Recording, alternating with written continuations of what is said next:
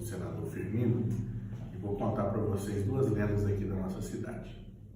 A primeira, né, é conhecida como a lenda do sino rachado. Conta-se que em Mariana, no século XIX, existia uma senhora que estava possessa pelo diabo. Os padres lá de Mariana tentaram, de todas as formas, tirar o diabo do corpo dessa senhora. E antes que eles conseguissem fazer o exorcismo dar certo, essa senhora fugiu.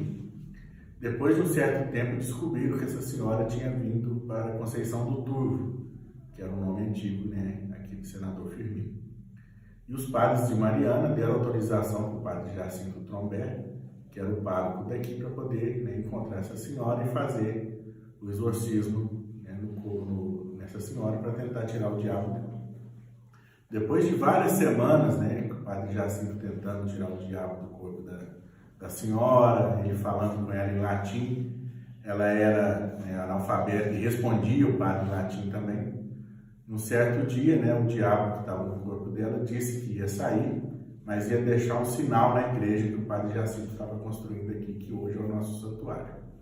Aí naquele mesmo dia, à meia-noite, fez um barulho bem grande na igreja, todo mundo acordou, foi procurar o que estava acontecendo, acharam que era a igreja que estava caindo, porque estava em construção, e depois de procurar bastante lá, descobriram que o sino da torre, de uma das torres, faltava um pedaço. O pedaço estava caído no chão. Até hoje tem essa lenda aí de que quem quebrou o sino foi o diabo, como forma de deixar aí um sinal aí na igreja do padre que tirou ele do corpo da senhora. Aí nós estamos dentro da igreja e vamos chegar no sino para mostrar para vocês o relato desse caos que o Rodrigo acabou de contar.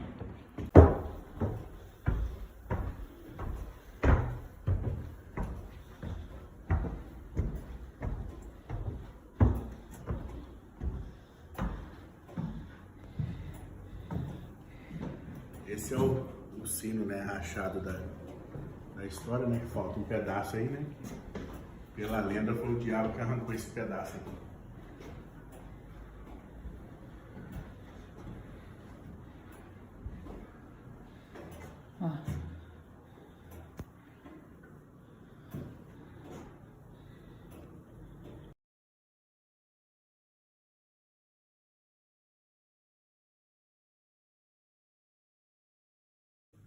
A outra lenda que temos aqui na cidade, que é bastante famosa, é a lenda do capitão Antônio Fernandes Guimarães. Esse capitão, ele era bem famoso na época dele aqui, do século XIX, meados do século XIX. Hoje em dia, quase todos aqui na cidade que assinam Fernandes são descendentes desse capitão. E dizem, como a maioria dos donos de fazenda da época, ele era bem malvado com os escravos. E quando ele faleceu, ele morava na fazenda do Dutra, durante o velório dele à noite, as lamparinas da fazenda se apagaram e quando elas acenderam de novo tinha dois cães pretos com os olhos vermelhos, um de cada lado do caixão. E depois de um certo tempo que eles estavam ali velando o corpo, as lamparinas se apagaram de novo e quando acenderam os cachorros tinham sumido e o corpo do capitão também. Dizem que foi o diabo que veio buscar ele porque ele tinha feito um pacto com o diabo.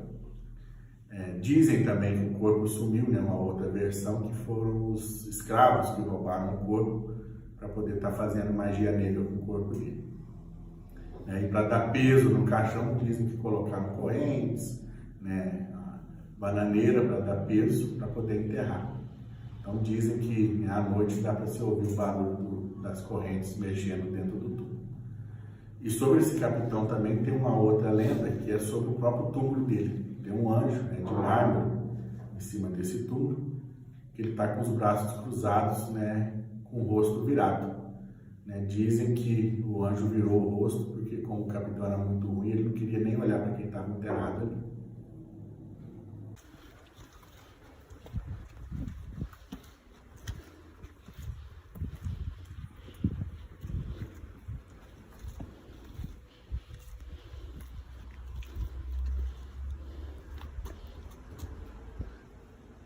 Esse aqui é o túmulo, né, do capitão Antônio Fernandes Guimarães, né, que tem aí o anjo com a cara virada, né, que dizem que o anjo não queria nem ver quem estava enterrado aí no túmulo. E aqui a gente tem a foto do capitão, né, o túmulo é tombado.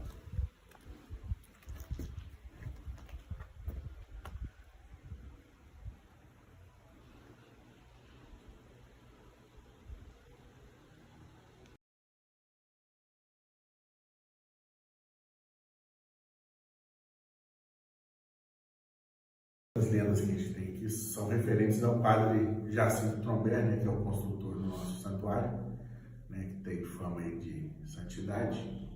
Uma das lendas que tem sobre ele aí é que, né, durante uma festa na cidade, provavelmente o jubileu, né, a cozinheira chegou para ele, né, a cozinheira da casa paroquial, dizendo que o fubá que tinha na casa no dia não daria para o número de padres que estavam aqui visitando a cidade.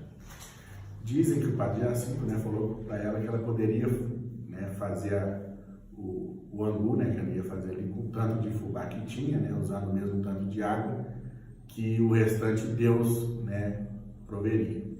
E contam, né, que ela fez aquele pouquinho de angu ali, todos os padres que estavam na casa paroquial comeram e ainda sobrou, né, comida na panela mesmo com a pouca quantidade.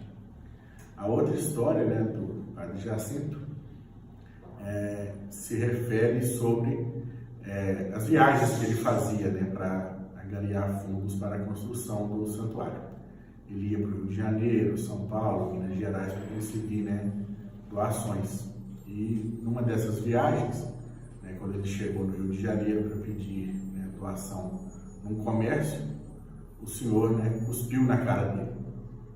Ele limpou, né, o cuspe, enfiou a mão no bolso e falou que aquele era para ele. E agora o que o comerciante ia dar para Nossa Senhora? E o comerciante ficou sem palavras e deu uma quantidade boa de dinheiro para ele.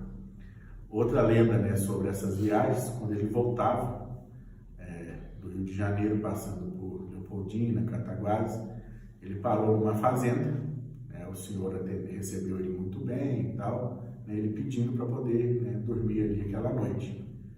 E como o proprietário percebeu que ele estava com a bolsa cheia de dinheiro, né, quando o padre foi para o quarto dormir, ele pediu para um dos capelães lá da fazenda entrar no quarto do padre, matar o padre e pegar o dinheiro. E quando ele entrou, né, no quarto do padre, ele viu a imagem de Nossa Senhora sentada, né, na cabeceira da cama, protegendo o padre. E ele não teve coragem de fazer o que o fazendeiro mandou. Contou para o fazendeiro arrependido no outro dia, pediu perdão para o padre, né, e também deu uma doação bem grande para ele